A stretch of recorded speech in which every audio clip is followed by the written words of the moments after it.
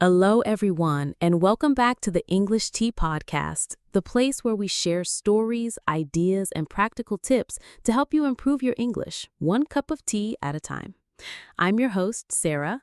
And I'm Alex. Hi, everyone. Thanks for joining us today. We have a fun topic that I think a lot of people will relate to. We're talking about how we prepare for a trip. Yes, travel is something almost everyone loves to talk about, whether it's a weekend getaway or a big international adventure. But what's interesting is that everyone has their own process for getting ready. Right. Some people are very organized. They make lists, pack weeks in advance. And others, maybe like me, pack the night before and just hope for the best. Ooh, I've been there too. But before we start, Sarah, let's quickly set the scene. Imagine you've just booked a trip. The destination is confirmed. The excitement is building. What's the first thing you do? Okay, honestly, the first thing I do is daydream. I'll spend an hour on Pinterest or Instagram looking at photos of the place. That's a good step. Visual inspiration. Exactly. I want to feel the vibe of the place before I start planning. But after that, the very first practical thing I do is check my passport. Is it valid? Because I've heard too many stories of people realizing the week before their trip that their passport is expired. Oh, yes, that's a nightmare. For me, my first step is to check the travel requirements. Do I need a visa? Any special documents? Vaccinations? Especially if I'm traveling somewhere outside my region. Good point. The official stuff comes first. Exactly. And if it's just a short trip within my own country, then my first step is usually booking accommodation because I know prices can change quickly. So, once you've done the official checks, how do you start planning? I'm a big fan of lists. I make a list of must-see places, local foods I want to try, and experiences I don't want to miss. But I also keep it flexible because I know sometimes the best moments happen when you don't plan. That's true. I usually research three categories: where to stay, location is important; what to do, the main attractions and some hidden gems; and what to eat, because food is half the reason I travel. Food is always high on my list too. And I try to learn a few phrases in the local language, even just hello, thank you, and how much. It shows respect and can make interactions warmer. Yes, and for English learners listening, travel is actually a great way to practice your English. Many tourist areas have English speakers, and you'll get real-life conversation practice. All right, let's talk about money. How do you budget for a trip? I have a rough rule. I split my budget into three equal parts: accommodation, food, and activities or transport. That helps me see where I can spend more or need to cut back. I like that. I also try to book flights and hotels early because the earlier you book, the cheaper it usually is. But for activities, I sometimes wait until I'm there, especially if there are local discounts. That's smart. And these days, there are so many travel apps that help with price comparisons: Skyscanner, Booking.com, Airbnb, etc. Yes, and I always check reviews before booking anything. Sometimes the photos look great, but the reviews tell the real story. Okay, the big one, packing. Are you a light packer or do you bring everything? I try to be a light packer.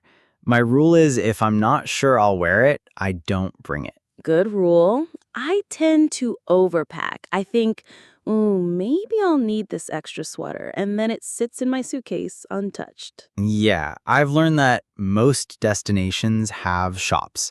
So if you really need something, you can buy it. True. So, what are your must-pack items?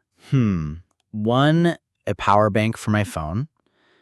Two, a reusable water bottle. And three, a small first aid kit. Band-aids, painkillers, that sort of thing. Good list. I always bring a travel-sized laundry kit, a small bottle of detergent, and a sink stopper so I can wash clothes if needed. It's a lifesaver on long trips. Part 5, preparing mentally and emotionally. We often talk about the physical preparation, but mental preparation is important too. Absolutely. For example, I always remind myself that things might not go exactly as planned, and that's okay. Flights get delayed, weather changes, it's part of the adventure. Yes, if you prepare yourself mentally to be flexible, you'll enjoy the trip more. And I also try to read a bit about the culture before I go, so I understand local customs and avoid unintentional mistakes. That's a great point. Simple things like knowing whether to tip or not, or how to greet someone politely can make a big difference. All right, the night before you travel, what's your routine? I double check my documents, passport, tickets, hotel booking confirmation.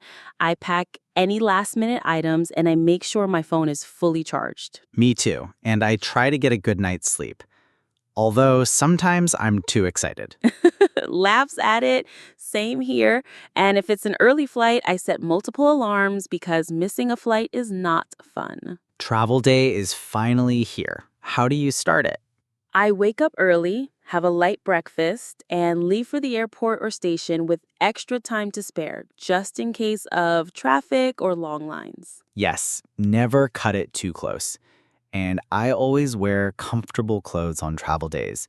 Nothing too tight, especially for long flights. Good tip. I also keep a small travel day bag with essentials, snacks, headphones, a book, and my travel documents in one easy to reach place. Okay, once you're on the trip, do you stick to your plan or go with the flow? Sometimes mix. I like to have one or two planned things each day, but I leave the rest open for spontaneous discoveries. Same here, and sometimes those unplanned moments become the best memories, like stumbling upon a street festival or a hidden cafe. Yes, exactly.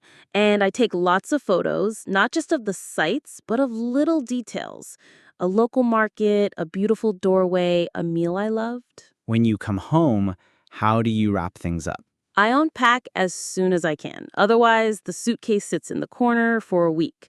I also upload my photos and maybe print a few for a travel journal. Nice. And I like to write a short trip reflection. What I enjoyed most, what I learned, and maybe a few tips for future me if I return. So, to sum up, preparing for a trip is part practical steps, part mindset, and part excitement. Yes, and whether you're a planner or a spontaneous traveler, the key is to enjoy the process from the moment you book the trip. Exactly. And for our listeners, we'd love to hear, how do you prepare for a trip? Share your tips on our Instagram page or send us an email. Thanks for joining us today. We hope you've picked up some useful ideas and maybe a bit of travel inspiration. Until next time, keep your tea warm and your suitcase ready. Bye for now. Bye, everyone.